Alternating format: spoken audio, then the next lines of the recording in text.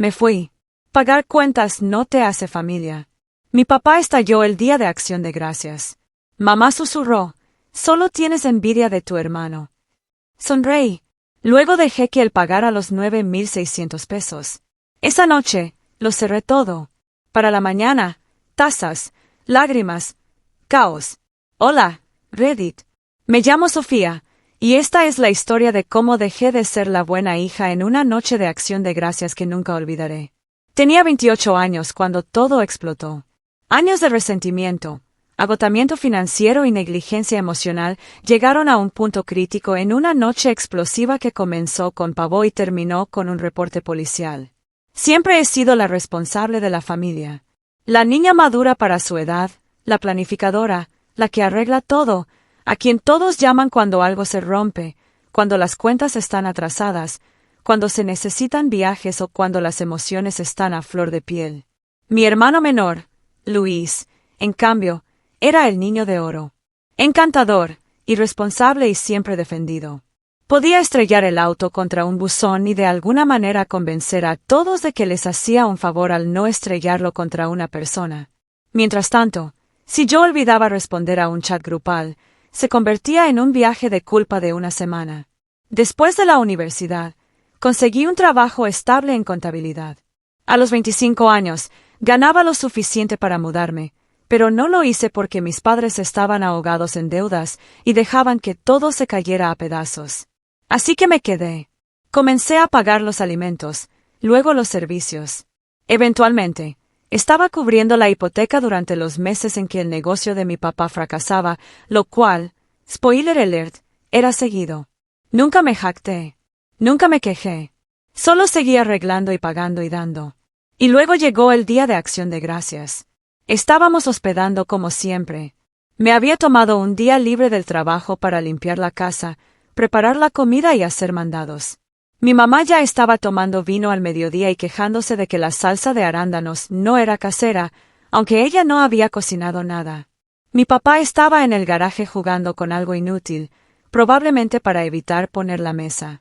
Y Luis llegó una hora antes de la cena con un suéter de diseñador, oliendo a colonia, hablando de lo agotador que es el trabajo, aunque solo trabajaba medio tiempo en una tienda de vapeo y vivía sin pagar renta en el departamento que mis padres aún pagaban.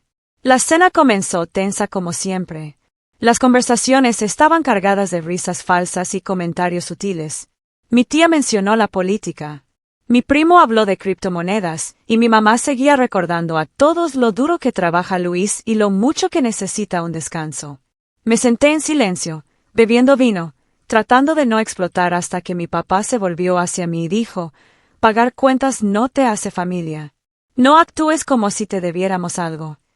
La mesa se quedó en silencio. Parpadeé, sin estar segura de haberlo escuchado correctamente. Disculpa, ¿qué? ¿Me escuchaste?, dijo él bruscamente. Tienes esta actitud últimamente, como si fueras mejor que todo solo porque pagas algunas cuentas. Eso no es de lo que se trata la familia. Mi sangre hirvió. ¿Algunas cuentas? ¿Quieres decir los últimos 19 meses de renta, el seguro del auto que he estado pagando por ti, los 300 pesos que le di a mamá la semana pasada para los alimentos? Esas son solo algunas cuentas. Él agitó su mano como si estuviera espantando una mosca. Nadie te pidió que hicieras todo eso. Sí, lo hicieron, dije, mi voz más aguda ahora. Cada vez que se quedaron atrás, cada vez que vinieron a mí en lugar de al banco, cada vez que dejaron a Luis sin consecuencias y me miraron a mí para limpiar después de él. Fue entonces cuando mi mamá se inclinó y susurró la frase que me abrió de par en par. Solo tienes envidia de tu hermano. Me quedé helada. Y entonces sonreí. En realidad sonreí. No porque estuviera feliz, sino porque algo dentro de mí finalmente se rompió por completo.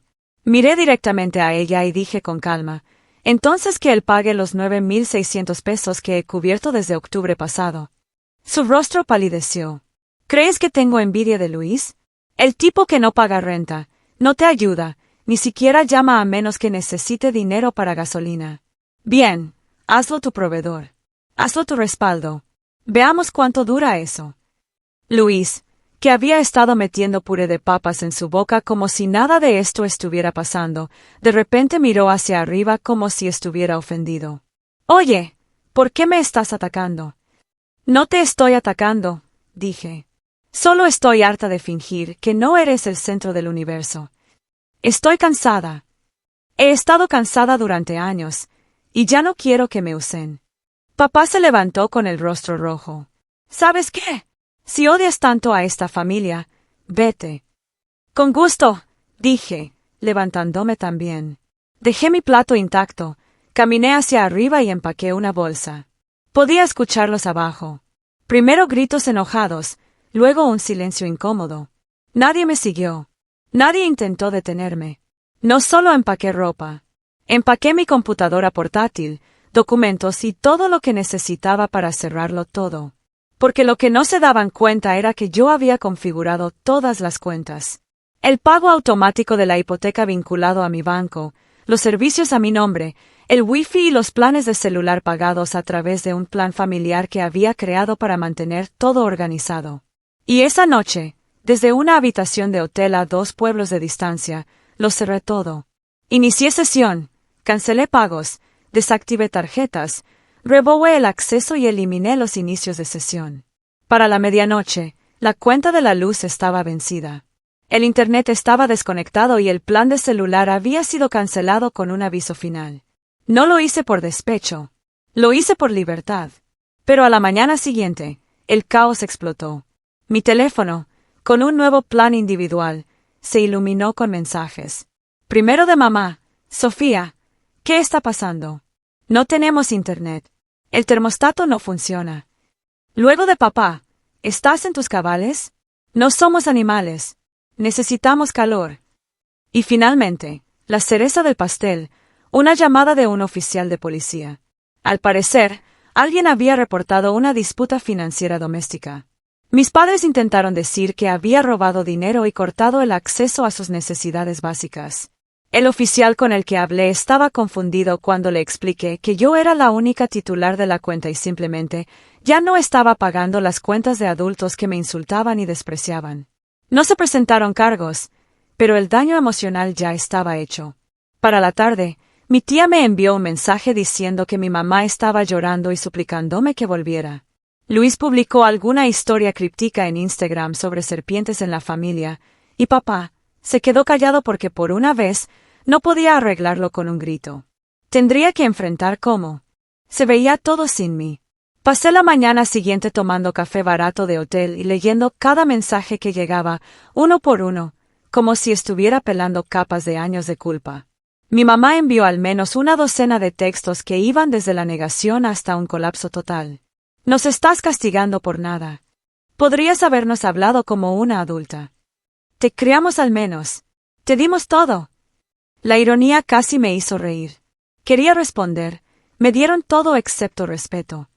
Pero no respondí en absoluto. En cambio, reservé un Airbnb por una semana con el dinero que habría usado para la cuenta del celular de mis padres. Necesitaba tiempo, espacio, paz. Para el segundo día, los mensajes disminuyeron. Papá no había dicho una palabra desde su arrebato de enojo. Luis aún me estaba tuiteando indirectamente con cosas como: la familia no es sangre. Es quien está contigo. Lo bloqueé. Estaba harta de estar con personas que nunca revisaban si mis llantas estaban desinfladas. Luego llegó la verdadera bomba. Un mensaje de mi mamá que decía: cerraste el pago automático de la hipoteca. El banco llamó. Estamos 45 días atrás. Dicen que podríamos incumplir si no enviamos el pago antes del viernes. No, por favor. No había disculpa, solo pánico, solo consecuencias. Y aún así no respondí porque no estaba siendo fría. Les estaba dando algo que nunca antes les había dado, la oportunidad de enfrentar el peso de sus propias decisiones. Esa tarde, llamé a mi amiga Valeria, mi verdadera familia, y quedamos para cenar. Cuando le conté todo, solo me miró con los ojos muy abiertos. Sofía, esta es la primera vez en años que te escucho hablar sin parecer que estás a segundos de colapsar. Tenía razón. Mi cuerpo se sentía extraño sin el peso de la vida de alguien más sobre mis hombros. Al cuarto día, mi papá finalmente se quebró. Llamó desde un número desconocido. Contesté. Sofía, dijo, con voz baja, cansada. ¿Está mal? Sí, dije con calma. Ha estado mal durante mucho tiempo. Suspiró profundamente. No sabía que estabas cubriendo tanto. Tu madre siempre hacía parecer como si quisieras, como si te hiciera sentir necesaria. Me necesitaban, solo no apreciada, dije. Hubo silencio en la línea. No quería decir lo que dije, finalmente murmuró. Estaba enojado, avergonzado, probablemente. Verte mantener todo unido mientras yo ni siquiera podía mantener un cheque de pago constante. Me hacía sentir inútil. No eras inútil, dije, sorprendiéndome a mí misma. Pero actuaste como si tuvieras derecho a lo que te di. Eso es lo que lo hizo insoportable. No discutió. Solo dijo, necesitamos tu ayuda, hijita. Sé que no nos debes nada, pero por favor habla con tu mamá. Está destrozada. Hice una pausa. Hablaré con ella, dije.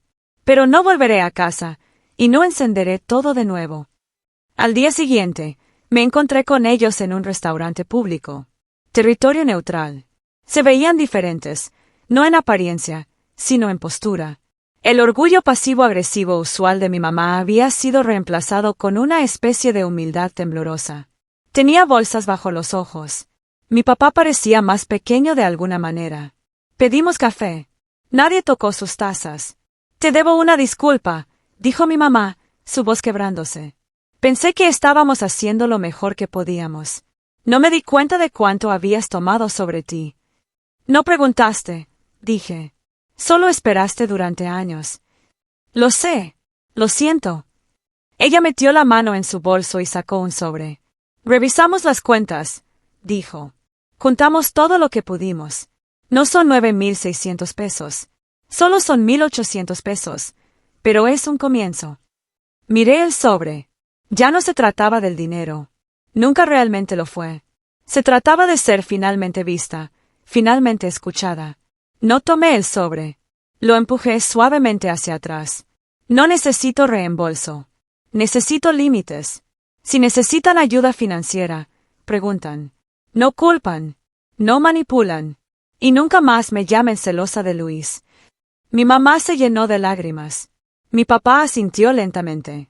¿Qué hay de las cuentas?, preguntó. La hipoteca, el internet. Les ayudaré a configurar sus propias cuentas, dije. Pero ahora son suyas. Hundirse o nadar, eso depende de ustedes. Estuvieron de acuerdo. Ese fin de semana, me encontré con ellos en el banco y les ayudé a transferir la hipoteca fuera de mi nombre. Llamamos a las compañías de servicios públicos. Les mostré cómo configurar pagos en línea y les expliqué que ser un adulto significa lidiar con cosas de adultos juntos, no solo cuando es conveniente. En cuanto a Luis, no se presentó. Ni al restaurante, ni al banco, ni siquiera a una sola llamada telefónica. Al parecer, se mudó con un amigo y publicó algo sobre la energía tóxica siendo removida de su vida.